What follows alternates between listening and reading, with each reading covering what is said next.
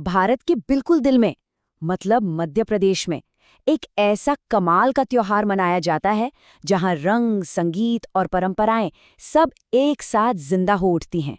ये है भील और भिलाला जनजातियों का बहुत ही खास उत्सव, भगोरिया। तो चलिए आज इसी की रंगीन दुनिया में चलते हैं और इसे करीब से समझते हैं। जरा सोचिए एक ऐसे मेले के बारे में जहां हवा में सिर्फ गुलाल ही नहीं, प्यार और संगीत भी घुला हो।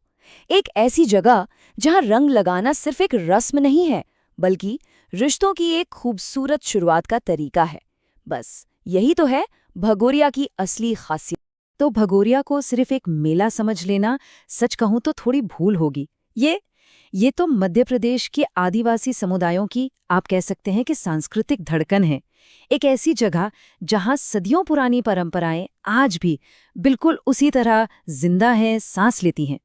तो सवाल ये उठता है कि भाई ये इतना अनोखा, इतना रंगीन उत्सव आखिर मनाया कहाँ जाता है और कब?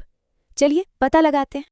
तो ये उत्सव जो है ये गूंजता है मध्य प्रदेश के पश्चिमी इलाकों में, खासतौर पर खरगोन, झाबुआ और अलीराजपुर की खूबसूरत पहाड़ियों के बीच।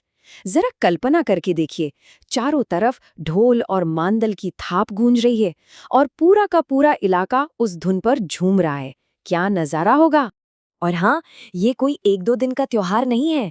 अरे, ये तो पूरे हफ्ते भर चलने वाला जश्न है। होली से ठीक 7 दिन पहले ये शुरू होता है और पूरे सप्ताह तक इसकी धूम मची रहती है। और मजे की बात तो ये है कि इसकी तैयारियां वो तो महीनों पहले से ही शुरू हो जाती हैं। तो इन 7 दिनों में होता क्या है? हर तरफ बस मेले का माहौल होता है। ऊंचे ऊंचे झूले मतलब चरखियां, रंग बिरंगी दुकानें सजी हुई और हवा में पारंपरिक साजों की गूंज। ऐसे माहौल में लोग अपनी जिंदगी की सारी चिंताएं सच में भूल जाते हैं और बस इस जश्न में पूरी तरह डूब जाते हैं।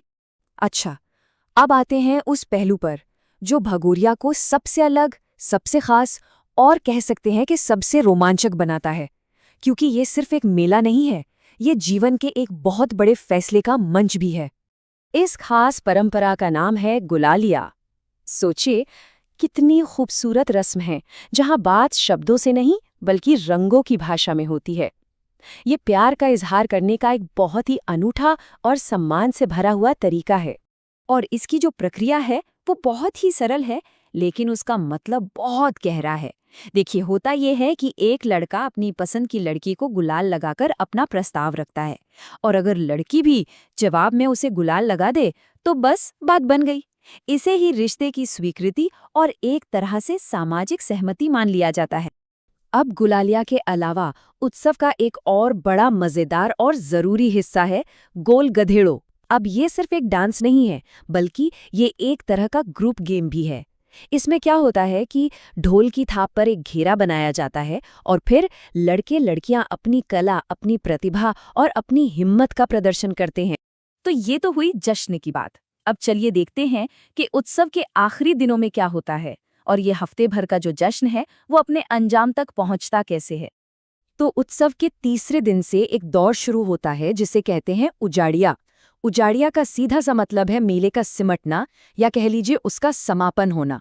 बाजार धीरे धीरे बंद होने लगते हैं, रौनक कम होने लगती है और दूर दूर से आए हुए लोग अपनी खूबसूरत यादों को समेटकर अपने अपने घरों की ओर लौटने लगते हैं। तो अब सवाल यह है कि भगोरिया का आखिर इतना महत्व क्यों है? इसका गहरा अर्थ क्या है? क्योंकि ये साफ है कि ये महज एक त्योहार से कहीं ज्यादा है।